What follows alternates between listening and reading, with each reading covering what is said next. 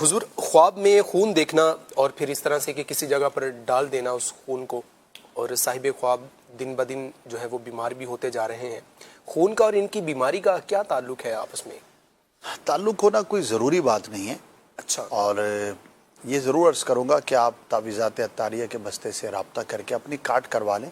اچھا، بعض اوقات روحانی مسائل بھی ہوتے ہیں جس کی وجہ سے انسان اس طرح کے خواب دیکھتا ہے، تو ضروری نہیں کہ کوئی آپ کے ساتھ میٹر ہو، لیکن احتیاطاً جب اس طرح کا خواب دیکھے تو ایک تسلی ہو جاتی ہے۔ جیسے کبھی بندے کو کسی کام میں تشویش ہوتی ہے تو بندہ کہتا ہے یار ٹیسٹ کروا لو، ہاں جی، اگر بیماری ہوگی تو پتہ لگ جائے گا، نہیں ہوگی تو تسلی ہو جائے گی کہ یار مطمئن ہو جائے گا۔ ایسا میرے ساتھ کوئی میٹر یا معاملہ نہیں ہے۔ صحیح، تو تعویذات عطاریہ سے رابطہ کر کے آپ اپنی کارڈ بھی کروا لیں، استخارہ بھی کروا لیں۔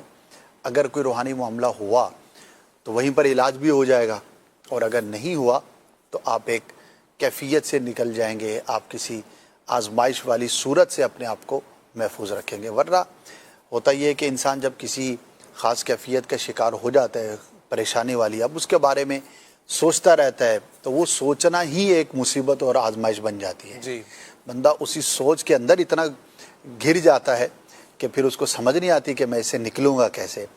تو انسان اپنے جس طرح ہم جسم کی صفائی کا، ستھرائی کا، بیماری سے حفاظت کا خیال رکھتے ہیں، لباس کا ہم خیال رکھتے ہیں، تو ہمارے اعضاء کے اندر سب سے زیادہ سینسیٹیو اور سب سے زیادہ اعلیٰ جو عضو ہے وہ ہے ہی دماغ۔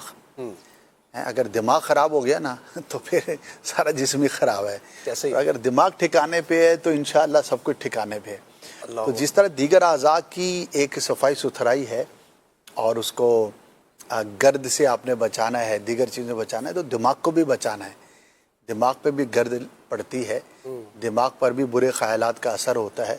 دماغ جب پریشان ہوتا ہے تو سارا جسم پریشان ہوتا ہے۔ اللہ، تو ذہنی کیفیت کو اپنے کنٹرول میں رکھنا اور مطمئن رہنا یہ ضروری ہے، اور اس کی ایک صورت یہ ہے کہ آپ جو عرض کیا ہے کنفیوژن میں نہ رہیں، کلیئرٹی میں رہیں۔ صحیح، جتنا آپ کا دماغ واضح ہوگا، کلیئر ہوگا، اتنا آپ اطمینان میں رہیں گے۔ صحیح۔ حضور آپ نے مائنڈ واش کرنے کا کہا، تو کیسے کرنا ہے؟ دھونا، سر دھونے کیا کریں؟ ہاں جی، سر دھونے سے بال ضرور صاف ہوں گے، ٹھیک، اور دماغ کی بھی صفائی ہے۔ کیسے؟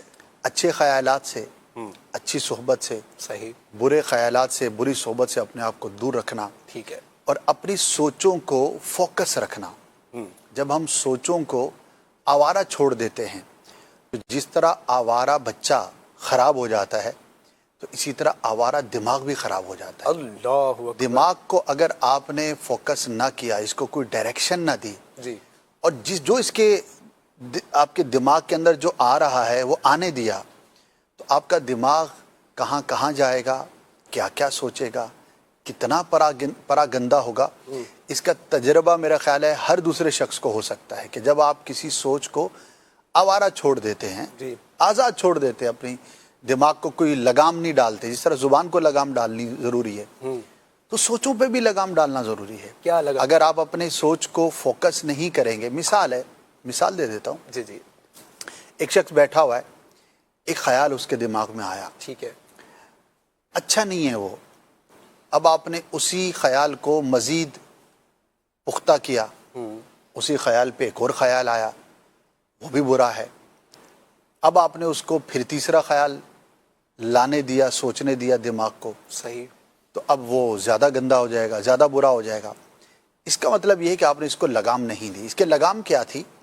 جیسے ہی برا خیال آیا تو آپ نے اپنے ذہن کو اس طرف لے جانے کے بجائے پازیٹیو کرنے کی کوشش کی۔ صحیح، آپ نے اپنے خیال کو اس طرف سے دور کیا، کسی پازیٹیو سوچ کی طرف، کسی پازیٹیو کام کی طرف، کسی پازیٹیو مصروفیت کی طرف آپ چلے گئے۔ یہ تو ہمارے اختیار میں ہے نا، جی، کہ میں یہاں پر بیٹھا کچھ بھی سوچتا رہوں، ٹھیک ہے، تو میرے اختیار میں وہ اچھا بھی ہو سکتا ہے، برا بھی ہو سکتا ہے۔ ایسے ہی، میں چاہوں تو یہ سوچوں کہ اس وقت جو ہے وہ حجاج کرام اپنے مناسک سے تقریباً فارغ ہو چکے ہوں گے ہیں، ہاں جی، اور اپنی چیزوں سے فارغ ہو چکے ہوں گے، اور اب وہ مدینے کی تیاری کر رہے ہوں گے، اللہ، کوئی اپنا سامان پیک کر رہا ہوگا، کسی کی گفتگو میں یہ ہوگا کہ آپ کی کب روانگی ہے، کس ہوٹل میں آپ رک رہے ہیں، مدینے میں کتنے دن آپ کا قیام ہوگا, سبحان اللہ. وہاں پر آپ نے جو ہے وہ حاضری کا کون سا وقت مقرر کیا ہے. ٹھیک ہے, میں یہ بیٹھا سوچتا رہا ہوں, صحیح ہے. اور خود تصور میں یہ بھی سوچتا رہا ہوں کہ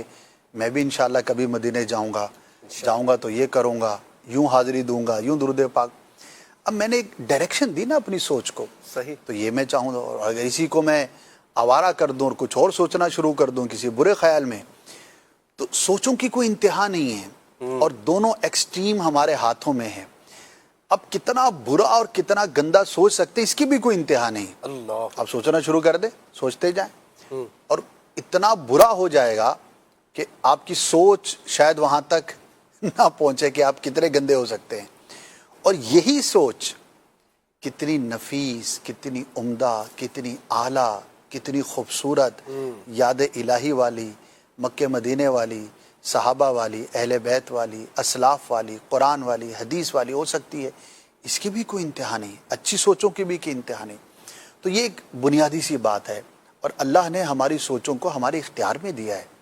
جبھی تو اس پہ جو ہے وہ کلام ہے, ایک حد تک کلام نہیں ہے لیکن ایک حد کے بعد کلام ہے. تو جب اللہ نے ہم سے سوچوں کے بارے میں, خیالات کے بارے میں بھی, کل بروز قیامت ہم سے سوال ہوگا. جی, ایک حد پر اس کی پھر ایک الگ وضاحت ہے کہ کب سوال ہوگا کب نہیں ہوگا, لیکن ایک حد کے بعد سوال ہوگا. ٹھیک ہے.